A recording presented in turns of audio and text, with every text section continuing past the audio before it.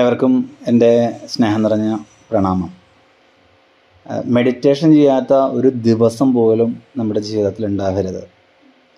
നമ്മുടെ ഉള്ളിലുള്ള ആ ദൈവിക ശക്തിയെ, ചൈതന്യ ശക്തിയെ അറിയുവാനും അനുഭവിക്കുവാനും ഒരല്പസമയം നമുക്ക് മാറ്റിവെക്കാൻ സമയമില്ലാതെ നമ്മളീ പുറമേയുള്ള കാര്യങ്ങൾക്ക് മാത്രമായിട്ട് കിടന്ന് ഓടി അവസാനം എന്താ സംഭവിക്കുന്നത്? ഓരോ കാലഘട്ടത്തിലും നമുക്കുണ്ടാകുന്ന ബന്ധങ്ങൾ, നേട്ടങ്ങൾ എല്ലാം അടുത്ത ഒരു സമയത്ത് മെല്ലെ മെല്ലെ നമ്മളിൽ നിന്ന് അപ്രത്യക്ഷമാകുന്നുണ്ട്, നഷ്ടപ്പെടുന്നുണ്ട്. ആ സമയത്തൊക്കെ നമ്മളിൽ അവശേഷിക്കുന്നത് നമ്മുടെ ഈ ദൈവിക ചൈതന്യമാണ്, ഈശ്വരീയ ചൈതന്യമാണ്. അത് ഈ പ്രകൃതി മുഴുവൻ നിറഞ്ഞു നിൽക്കുന്ന ചൈതന്യമാണ്. തൂണിലും തുരുമ്പിലും നിറഞ്ഞു നിൽക്കുന്ന ആ ഈശ്വര ചൈതന്യം, അതിൻ്റെ ഒരു അംശമാണ് നമ്മുടെ ഉള്ളിലുള്ളത്. അപ്പം അതിനെയാണ് നമ്മൾ ഈ പേരിട്ട് വിളിച്ചിട്ടുള്ളത്. ഇപ്പോൾ പ്രമോദ് കൃഷ്ണ എന്ന് എന്നെ പേരിട്ട് വിളിക്കുമ്പോൾ, ഞാൻ ചെറിയ കുട്ടിയായിരിക്കുമ്പോഴും ആ പേരാണ്.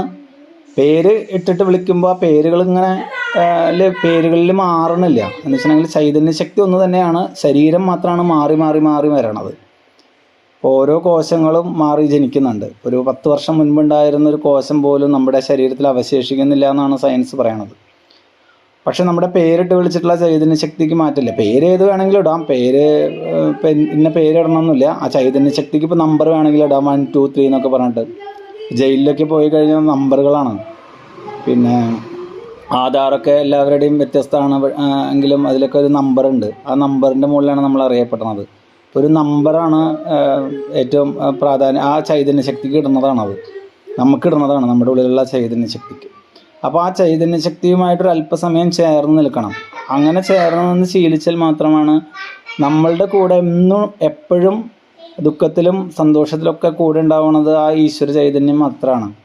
അപ്പോൾ അതുമായിട്ട് കണക്ട് ചെയ്യണമെങ്കിൽ നമ്മളൊരു അല്പസമയം എല്ലാ ബാഹ്യമായിട്ടുള്ള ചിന്തകളും ഒഴിവാക്കിക്കൊണ്ട് നമ്മൾ നമ്മളിലേക്ക് മാത്രം ശ്രദ്ധയെ നിലനിർത്തിക്കൊണ്ട്, ഇനിയിപ്പോൾ ശ്രദ്ധ അങ്ങനെ ഒന്നും പ്രത്യേകിച്ചൊരു ഫോഴ്സ് നമ്മൾ കൊടുക്കേണ്ട ആവശ്യമില്ല. നമ്മളൊരല്പസമയം വെറുതെ ഇരുന്നാൽ മതി. അതായത് ഈ ബാഹ്യമായിട്ടുള്ള ഒന്നിനെ ആശ്രയിക്കാതെ, ഇപ്പോൾ മന്ത്രങ്ങളോ സജഷൻസോ എല്ലാം ഉപേക്ഷിച്ചിട്ട് വെറുതെ ഒന്ന് നിരീക്ഷിച്ച് വെറുതെ ഇരുന്നാൽ മതി. വേറെ ഒന്നും ചെയ്യാനില്ല.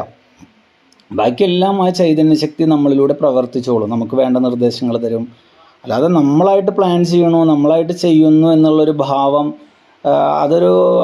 അതാണ് പ്രശ്നം വരുന്നത്. അതാണ് അഹങ്കാരത്തിൻ്റെയൊക്കെ ലക്ഷണം. കാരണം ഇപ്പോൾ നമ്മുടെ പുറകിലേക്ക് നോക്കിക്കഴിഞ്ഞിട്ടുണ്ടെങ്കിൽ, ഇപ്പോൾ കഴിഞ്ഞ കുറേ വർഷങ്ങൾ, ഇപ്പോൾ എനിക്കിപ്പോൾ ഒരു 44 വയസ്സായി. ഈ 44 വർഷത്തെ എക്സ്പീരിയൻസ് വെച്ചിട്ട് ഞാൻ പറയുമ്പോൾ, ഞാനായിട്ട് പ്ലാൻ ചെയ്തിട്ടുള്ള ഒരു കാര്യം പോലും